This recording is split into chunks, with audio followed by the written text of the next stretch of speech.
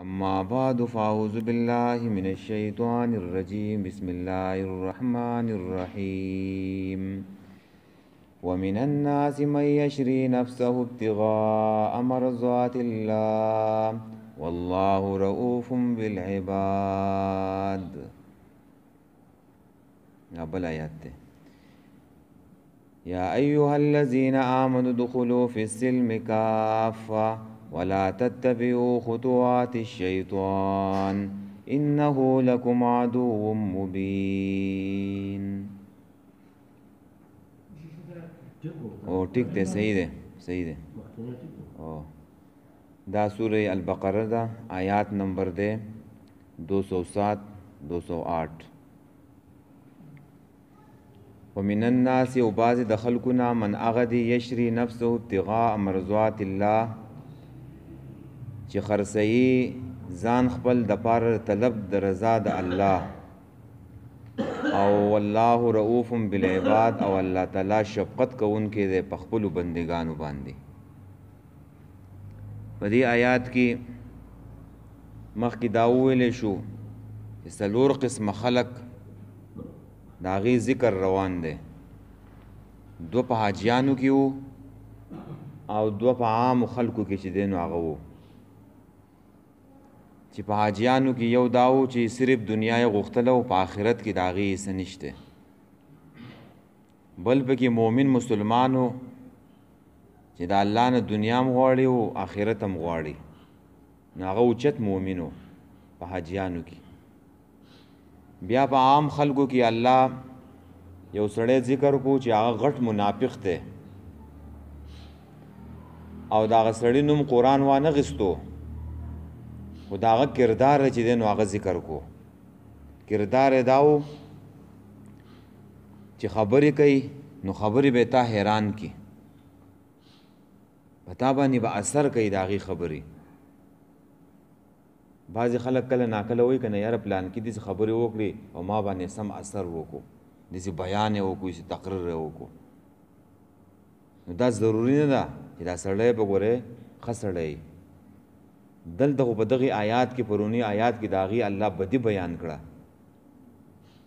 چې ژبې به یې خوږی د شهدو د ګوړې په شان، خو زړه به چې دی نو هغه به د درندګانو وي. او قسم به کوي تا ته چې زه په دې خوله باندې څه ویم، نو زه قسم کوم چې دا د زما په زړه کې هم دغه خبره ده، او د زړه نه چې دی نو زه ستا خیرخوا یم. په دې باندې به الله ګواه کوي. او بل به چې دی نو جګړالوی سخت جګړمار به یو، په ژبه باندې به دغه خبرې کوي، په اندامونو او فساد کوي په ځمکه کې. او فساد یې دا دی چې نسل او فصل به چې دی نو تباه کوي. او بل قبیح عمل د هغه د زړه ذکر شو چې په زړه کې به تکبر وي، چې ته ورته وایې د الله نه ویرېږه، نو هغه تکبر او غرور ونیسي چې ته ما ته دا خبره کې ته ما نه پېژنې. نو دا غټ منافق انسان الله ذکر کو، غټ منافق. اوس بدل ته غټ مؤمن خبره روانه ده چې دا غټ مؤمن هغه داسې مؤمن دی د هغې تذکره کېږي چې په انسانانو کې داسې خلک هم شته چې هغه د الله د رضا لټۍ او تلاش کوي او خپل ځان چې دی نو د الله په رضا کې چې دی نو لګوي او خرڅوي په الله باندې خپل ځان. نو په داسې کسانو باندې په داسې بندګانو باندې الله ډېر مهربانه دی چې خپل ځان په الله باندې خرڅوي. نو د دې آیات شان نزول دا دی. ومن الناس شان نزول وی پس منظر ته د دې بیک ګراوند ته چې هغه مستدرک حاکم ذکر کړی دی او تفسیر ابن جریر ذکر کړی دی او تفسیر ابن کثیر چې دی نو هغه ذکر کړی دی چې صہیب نه و صہیب رضی الله تعالی عنہ، صہیب رومی رضی الله تعالی عنہ. دا د روم نه راغلی و، په مکه کې و او ډېر غریب صحابي و. په مکه کې تجارت وکړو او ډېر مالدار انسان د هغې نه جوړ شو. او مومن شو ایمان چې دنو هغه راوړو بی انتها مالدار شو. نو کله چې مسلمانانو هجرت کولو مدینې ته نو دی مشرکانو به دا مسلمانان نه را پرېښودله. نو دغه شان چې کله صهیب رومي چې دی نو د مکې نه هجرت کولو مدینې ته نو دا مشرکان راووتله د قریش او د دې مخې ته چې دی نو ودرېدله مخه او لارې وله چې دی نو بنده کړله او دی په اس باندې سور دی او غشي چې دی نو ورسره دي. نو دی مکی والو ته وویله وایي مکی والو تاسو ما پیژنئ چې زه څنګه تیرانداز یم زما غشه چېرته خطا نه ځي او زما دا غشي چې دی نو زما څه کم را سره دي که دا ختم شي زما سره نو بیا زما سره توره را سره ده تاسو ما ته نشئ را رسېدلی او چې توره مې ماته شوله نو بس بیا تاسو ما ته را رسېدی شئ. نو قریشو ورته وویله چې زموږ ستا سره کار نشته زموږ ستا د مال سره چې دی نو کار دی ته چې مکې ته راغلی وې نو ستا سره هېڅ هم نه و او مکې چې دی نو تاله دا دومره ډېر مال چې دی نو درکړی دی تا په مکه کې ګټلی دی نو زموږ ستا د مال سره چې دی نو کار دی. نو صهیب رومي رضی الله تعالی عنہ ورته وویله و چې ستاسو زما د مال سره کار دی نو چې زه دله مال درکم نو زما مخه به لاره به کلاو کوي وایي آو. نو ورته ویله وایي زما مال چې دی نو په پلانکي ځای کې چې دی نو پروت دی او هغه چې دی نو راواخلئ هغه ستاسو شو. نو دی ورته خپل مال وروخو د دې لاره چې دی نو هغه کلاو کړه. نو دی چې دی نو روان شو مدینې ته او په مدینه کې دا آیات چې دی نو په نبی علیه السلام باندې په وحي باندې نازل شو چې داسې کسان شته په دې انسانانو کې چې خپل ځان چې دی نو د الله دپاره او د دین دپاره چې دی نو خرڅوي مال یې پرېښودو جایداد یې پرېښودلو او څه یې واخیستلو دین یې واخیستلو دین دا الله والا خلق دی. نو بیا چې دا آیات په مدینه کې نازل شوی و نبی علیہ السلام صحابو ته وویلو نبی علیہ صحابه چې د عمر رضی الله تعالی عنہ په قیادت کې د مکې نه د مدینې نه راووتله حره یو مقام دی هغه ځای ته چې دی نو د دې صهیب رومي د استقبال دپاره چې دی نو راووتله او چې دی کله راورسېدلو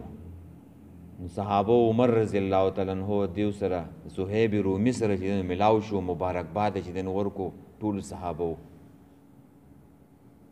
نو هغه حیران شو چې مال د څه شي مبارکباد راکویو. نو دیو ورته بیا وویله چې ستا په باره کې چې دی نو په قرآن کې آیات چې دی نو نازل شوی دی او تا چې کومه تجارت وکړو دا واقع چې دی نو ډېر لوی تجارت دی وکړو چې مال دی چې دی نو ورکو دین دی چې دی نو واخیستلو د دې نه بل غټ تجارت چې دی نو هغه نشي کېدی. او بیا چې کله نبی علیہ السلام خواته چې دی نو راورسېدلو نو نبی علیہ السلام ورته وویله ربیح البیع یا ابا یحیی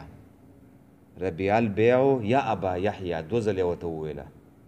وایي ابو یحیی وایي ډېر نپمن تجارت دی چې دی نو وکړو او دا دې ستا مبارک شي. نو دا آیات چې دی نو په هغې موقع باندې چې دی نو نازل شو ښه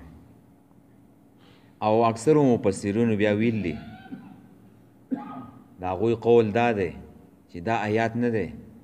دا د هر مجاهد فی سبیل الله ته چې دی نو شامل دی هر مجاهد ته چې دی نو شامل دی چې هغه جهاد لذي نو هغه خپل مال هغه چې دی نو د الله له ورکوي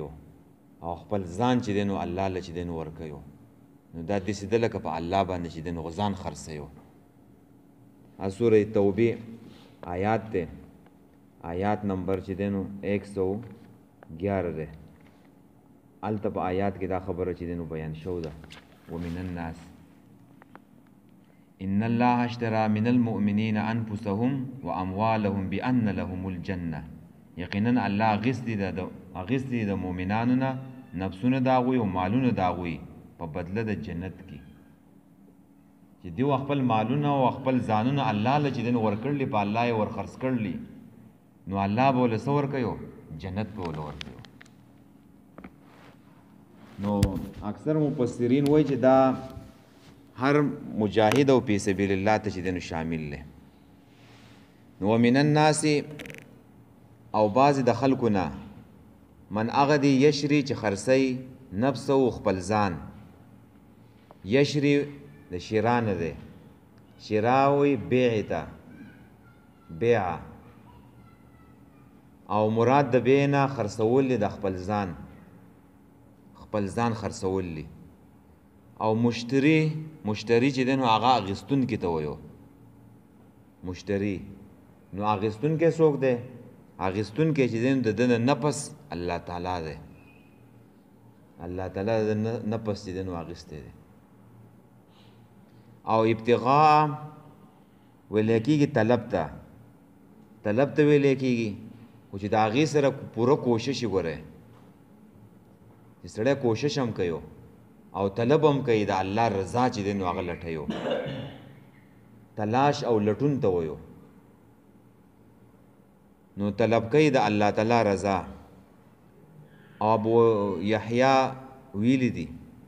چې په دې کې هغه اصول او هغه ثوابونه او هغه اجرونه دي او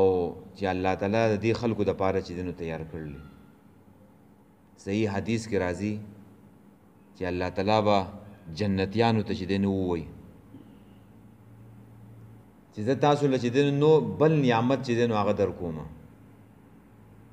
نو جنتیان به ووایي چې ای الله دلته غصه کمی نشته، هر قسم نعمتونه چې دی نو هغه مونږ ته میسر دي، هغه به ته څه نعمت چې دی نو هغه به مونږ له راکې. نو الله تعالی به د مؤمنانو ته په جنت کې ووایو چې هغه دا دی چې زه به همیشه چې دی نو ستاسو نه راضي یم او چېرته به چې دی نو ستاسو نه خفه کېږم. چې په جنت کې لوی نعمت دا دی ښه چې الله او مؤمنانو ته ووایي چې زه ستاسو نه راضي یم او زه به ستاسو نه چېرته چې دی نو نه خفه کېږم. نو دا مؤمنان په دې دنیا کې نه دي، دغه رضا د الله چې دی نو لټوي، دغه رضا چې الله ته چې دی نو ځان ورسوي.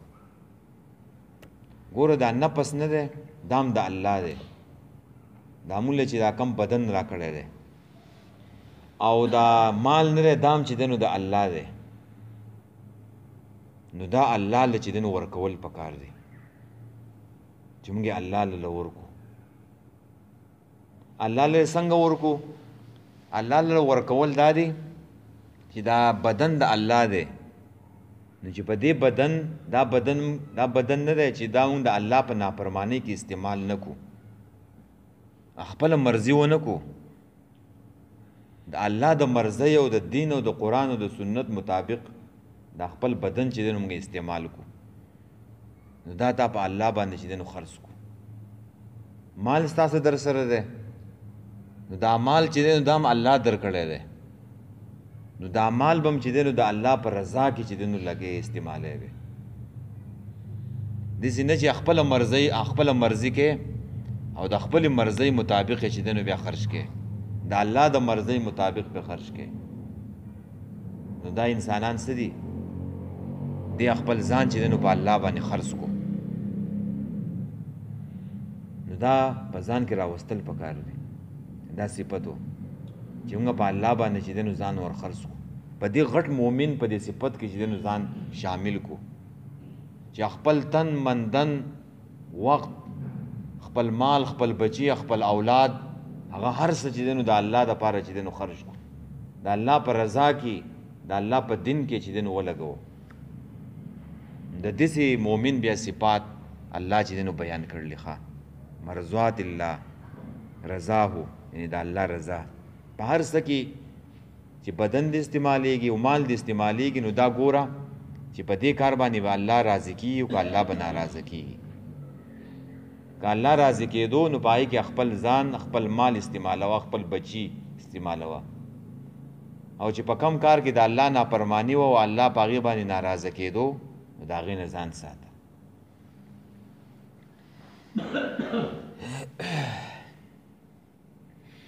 والله الله پاک رؤوف بالعباد،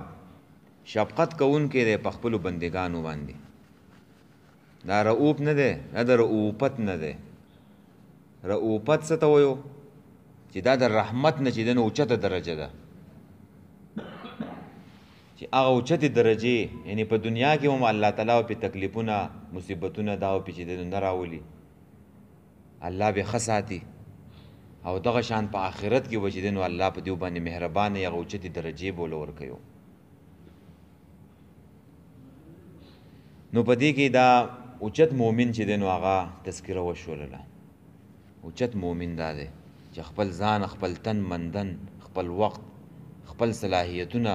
خپل مال، خپل بچی، د هر څه د الله د دین دپاره چې دی نو خرج کړي. اوس دغې صحابي په باره کې چې نازل دی که نه، خپل مال، خپل جایداد، هر څه چې دی نو په مکه کې پرېښودله، د دین دپاره چې دی نو لاړو، د الله د رضا دپاره چې دی نو لاړو. دا څومره اوچت انسان دی. او دا یوازې په دغې صحابي کې نه، ټول صحابه دغه شانتې کې وو. بې مثاله قربانیانې هغوی ورکړلې، بې مثاله قربانیانې ټول صحابه وو. ځکه خو چې دی نو الله تعالی راضي دی دا خلکو نه. جهادونو کې خپل ځان لګولی دی، خپل مالونه چې دی نو هغه لګولي دي، یو بل نه به چې دی نو مخکې کېدله. نو په دې انسانانو باندې الله څه دی؟ مهربان دی. ښه یا ایها الذین آمنو، ای ایمان والو، ادخلوا داخل شئ په السلم، په اسلام کې کافتن پورا، ولا تتبعوا مروانیږئ خطوات الشیطان، په قدمونو د شیطان پسې، انه لکم عدو مبین، یقینا دا ستاسو دپاره دشمن ښکاره دی. مخکې آیات کې الله تعالی څلور اقسام چې دی نو د انسانانو ذکر کړله. نو اوس دې ټولو انسانانو ته چې دی نو دعوت ورکوي چې په ملت اسلامیه کې او په اسلام کې چې دی نو داخل شي او په دې باندې کلک پاتې شي. یو ربط یې دا دی. دویم ربط یې دا دی چې مخکې په رد وشو په رسمونو باندې او په بدعاتو، په جاهلیت، په کارونو باندې، په حج کې په هغې باندې رد وشو. نو اوس دیو ته دعوت ورکوي چې په ټولو عملونو کې، په ټولو اعمالو کې بدعات او هر قسم رسمونه دا چې دی نو پرېږدئ او پوره پوره مسلمانان چې دی نو هغه جوړ شي، پوره پوره مسلمانان جوړ شي. بدعات د ځان نه دین جوړول دا هر څه پرېږدئ او راشئ پوره مسلمانان چې دی نو هغه جوړ شي. دا یې د دې مخکې آیات سره څه شی شو؟ ربط شو. نو مؤمنانو ته وایي یا ایها الذین آمنو. نو مؤمن خو په دې اسلام کې داخل له بیا یې ولې راوړو مؤمن؟ چې دې مؤمن ته وایي چې داخل شه. نو مطلب دا دی چې مؤمنه ته په دې باندې چې دی نو قایم او کلک او مضبوط پاتې شه. لکه کور دی او هغې ته چاته وایي چې دې کور ته وردن نه شه. نو وردن نه خو شو، خو احتمال دا دی چې څه وخت کې د دې کور نه چې دی نو راوځي بیا دا سړی. نو مطلب دا دی چې ته دې کور ته وردن نه شه، خو په دې کور کې چې دی نو دن نه چې دی نو پاتې شه، قایم پاتې شه، بهر ته مه راوځه. نو مؤمن یې پکې ځکه راوړو چې مؤمن ته وایي په دې اسلام کې دن نه مضبوط پاتې شه. بل ځای کې آیات کې راځي یا ایها الذین آمنو آمنو، ایمان والو ایمان راوړئ. نو مؤمن خو ایمان راوړی څنګه ایمان راوړي مطلب یې دا دی چې په دې ایمان باندې مضبوط چې دی نو پاتې شي دا مطلب یې دی داخل شي په سلم په اسلام کې عبدالله ابن عباس وی تفسیر قرطبی نقل کوي چې د سلم نه معنا اسلام دی د سلم نه معنا سره اسلام دی چې په اسلام کې چې دینو داخل شي او بعض ویلي دي چې د سلم نه مراد چې دینو صلح ده صلح کې داخل شي نو مطلب یې دا دی چې په خپل کورنۍ کې چې دینو جګړې او اختلافات مکوئ په دین باندې چې دینو ټول متفق شي مضبوط شي اتحاد او اتفاق د چې دینو په تاسو کې نو دا اوله معنی نه ده دا غوره ده چې داخل شي په اسلام کې کاپتن پورا دا کافتن نه ده د دې معنی ده جميعا یعنی ټول چې دنو په اسلام کې داخل شي ټول په ټوله د دې څه مقصد ده او بعضې ویلو دي چې د کاپا چې دنو مصدر ده په معنی د جميعا سره ده او دا حال دی د سلیم نه او اشاره ده چې و پوره اسلام کې چې دنو داخل شي د جاهلیت کارونه د جاهلیت هیڅ کار چې دنو هغه په اسلام کې چې دنو مداخله وي یعنی پوره داخلېدل دا دی په اسلام کې چې ستا سترګې په اسلام کې داخلي په دین کې ستا غوږونه ستا لاسونه ستا خپې ستا زړه ستا دماغ دا ټول په اسلام کې داخلي او داسې بنئ چې لاسونه او په اندامونو باندې چې دینو اسلامي د اسلام احکام خو چې دینو هغه مني او په زړه کې د بل نظریه پرته ده بل ازم پکې پروت دی سوشلیزم او کمیونیزم او هیومنیزم پکې پروت دی نو دا پوره داخلېدل په اسلام کې نه دي او یا یو سړی د اسلام احکام په ظاهره باندې چې دنو راوړي منی خو په زړه او په دماغو کې په هغې باندې مطمئن نه دی نو دام داخلېده پوره نه دي معنی دا شوله چې په اسلام کې پوره چې دنو داخل شي مؤمنانو ته وایي د ټول امت ته وایو چې هم په ظاهري اندامونو باندې هم د اسلام احکام منئ او په زړه او په دماغو سره هم چې دنو په اسلام کې او په قرآن و سنت کې په دې کې چې دنو مکمل چې دنو داخل شي او دویم صورت دا ده چې یو ځینې انسانان بعضې احکام مني او بعضې نه مني نو دام پوره داخلېدل په اسلام کې نه دي په خواهشاتو پسې ورپسې بعضې احکام پرېږدي نو اسلام نه دی دا خو مکمل نظام حیات دی د ژوند د تېرولو چې دی نو هغه نظام دی نظام چې څه په قرآن او په سنت کې بیان شو دي نو دا پوره نظام دی پوره ژوند دی پوره زندگی ده که د هغې تعلق د عقیدې سره یو او که د هغې تعلق د عباداتو د اعمالو سره یو او که د هغې تعلق د معاملاتو د معاشرت سره یو او که د هغې تعلق د حکومت او د سیاست سره یو نو دا ټول به چې دی نو منې ښه نو هله په اسلام کې داخلي بعضې خلک نه دی هغه صرف اسلام دی ته وایي چې بس جماعت ته لاړ شو او منځ وکړه جماعت ته او مانځه ته صرف اسلام وایو او نور چې کوم معاملات دي او معاشرت دی او حقوق دي او سیاست دی او دین دی هغه د اسلام د سره جز نه ګڼي نو دا ناپوهي ده او جهالت دی ګوره عبادات نه دي دام دین دی معاملات چې په بازار کې لین دین کې دام دین دی او معاشرت و معاشره کې د قرآن و سنت مطابق په معاشره کې ژوند تیرې دام دین دی حقوق ادا کول د الله حقوق د بندگانو حقوق دام دین دی خلک قرآن مني او په قرآن کې دغه یو حکم چې دی نو هغه نه مني چې خور له چې دی نو حق ورکول دی نو دا خو پوره دین نه شو دا استاد خپل مرضی دین شو چې څه پکې مني او څه پکې نه مني یا د قرآن د یو آیات نه انکار کول یا د ټول قرآن نه انکار کول نو مطلب دا شو چې و پوره اسلام کې چې دی نو هغه داخل شي که معاملات دي که معاشرت دی که حکومت دی که لین دین دی که حقوق دي که فرایض دي که عبادات دي دا ټول چې دی نو ومنئ او تفاسیر ویلي چې ونزل فی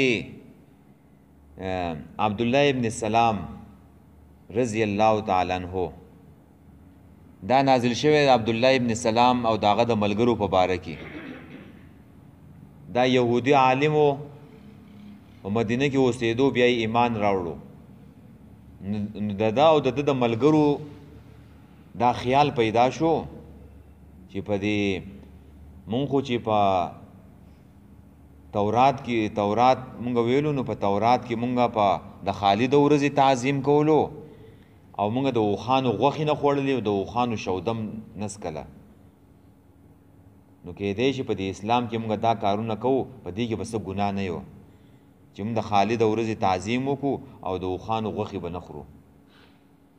اگر که په اسلام کې حلال ده خو مونږ به چې دی نو نه خورو چې مونږ ته ثواب زیات چې دی نو ملاو شي نو الله دا آیات نازل کو چې اسلام پوره او کامل او جامع دین دی بل دین په دې کې نه راولي نه یهودیت ته ضرورت شته نه عیسایت ته او د بل دین ته او کاغه په کې تر راولي نو دا پوره دین نه دی بیا ته پوره اسلام کې نه داخل په پوره اسلام کې که داخلي د غواړي نو په دې قرآن او سنت باندې عمل کوا بل څه ته ضرورت چې دی نو هغه نشته بل دین ته نه تورات ته نه انجیل ته نه زبور ته دا کامل دین دی نو الله په اسلام کې چې دی داخل شي نو دغه شانته کې څه خلک خو هغه په عبادت کوي لکه اوس خلک منځونه کوي عام منځونه سحر منځ پکې نه کوي دا خو پوره دین نه دی دا اوس دا خواهشات دي دا د شیطان طریقه ده چې ته په دې بس چې دی نو روانې نو د دې نه به چې دی نو ځان ساتي ښه او سهار مونځ چې سړی وکړي ټوله ورځ بر ناقاسې سړی خوشحاله یو هسې به خندا درځي او چې نو دې کړی یا دې چې دی نو په کور کې سرکونډۍ والوې بیټې مه دې کړی و ټوله ورځ به دې چې دی نو ډسټرب وي او خرابه به یو بوج به یې در باندې دا نور منځونه هر سړی کولی شي او آسان منځونه دي په مسلمانۍ کې او په دین کې خو دغه د سحر منځ دی چې دومره اوږدې شپې دي او د هغې باوجود څوک پکې خلک پکې د شپې څو ځله راپاسي او شپه د ختمېدو نه یو دا څومره چې دی نو د خسارې او د تاوان او د نقصان خبره ده دا خواهش دی دا دین نه دی دا خپله مرضي ده مومن مسلمان به خپله مرضي نه کوي د الله مرضي به کوي ښه د هغې مطابق په ژوند تېروي دا ډېر تفصیل غواړي خو دومره ټایم نشته ښه جي ولا تتبعوا مه روانېږئ خطوات الشیطان په قدمونو د شیطان مراد څه دی چې اسلام موجود دی او سره د دې نه سړی منافقت کوي یا د جاهلیت کارونه کوي یا بدعات کوي یا رسمونه چې دی نو غیر رسمونه چې دی نو راوړي نو دا څه دي دا د شیطان تابعداري ده اسلام کامل مکمل دین موجود دی او ته پکې به بل څه پکې چې دی نو راولي نو چې بل څه دې راوستله دا د شیطان تابعداري ده نو د دې نه به ځان بچ کړې ښه نور څه په دې کې داخل نه کړي او اشاره ده پکې چې کومه عقیده او عمل د قرآن و سنت نه ثابت نه دی نو اگر چې که په ظاهره باندې هغه دین ښکاري نو هغه به څه یو هغه به د شیطان تابعداري هغې ته به بیا دین نه وی انه لکم عدو مبین یقینا ستاسو دپاره دا شیطان نه دی ښکاره دشمن دی عداوت د شیطان نه دی دا عام دی شیطان اراده او کوشش کوي چې مؤمنان د دین او د عمل نه چې دین واړی او د اعمالو نه چې دین واړیو مانځنه چې دین د سحر مانځنه واړیو شیطان خدا کوشش دی او یې سمله وي ټیم چې دین لا ډیر دی ټپي نو ناکار اعمال نه شیطان ورته خیسته کوي نو دشمن دی او دشمنی چې دین ښکارا ده څنګه ښکارا ده هم غنۍ نو مونږ دا خبرې ناورو نو یو وسوسې ورچې کنه قسمه قسم وسوسې چې دین ته درچې یو نو هغه وسوسې باندې بیا د انسان چې دین عمل کوي د دین په ځان ساتي دا دشمن دی ښا دې خبره به نه مني دا خپل ډله زیاته یو لعنتی دی او جهنمی دی په خپله نو هغه چې د انسانان هم چې دی نو زما پسې راپسې او زما ډله چې دی نو هغه غټه شي او زیاته شي ښه جي ومن الناس یو بعضې د خلکو نه من هغه دی یشري چې خرڅوي نفسه ځان خپل ابتغاء مرضات الله د پاره طلب د رضا د الله د الله رضا طلب کوي نو ته دا کوشش کوو چې په هر کار کې د الله رضا چې دی نو وګوري الله باندې ځان ور خرڅ کا د خپل ځان او د خپل مال د خپل اولاد د هر څه والله پاک رؤوف بالعباد شفقت کوونکی دی په بندګانو خپلو باندې یا ایها الذین آمنوا ایمان والو ادخلوا داخل شئ په السلم په اسلام کې کافتن جمیعا ټول پټوله یعنی ټول داخل شئ داسې مه کوئ چې څه منئ او څه نه منئ ولا تتبعوا تابعداري مه کوئ خطوات الشیطان د قدمونو د شیطان انه لکم عدو مبین یقینا دا شیطان ستاسو د پاره دشمن دی ښکارا وایو کس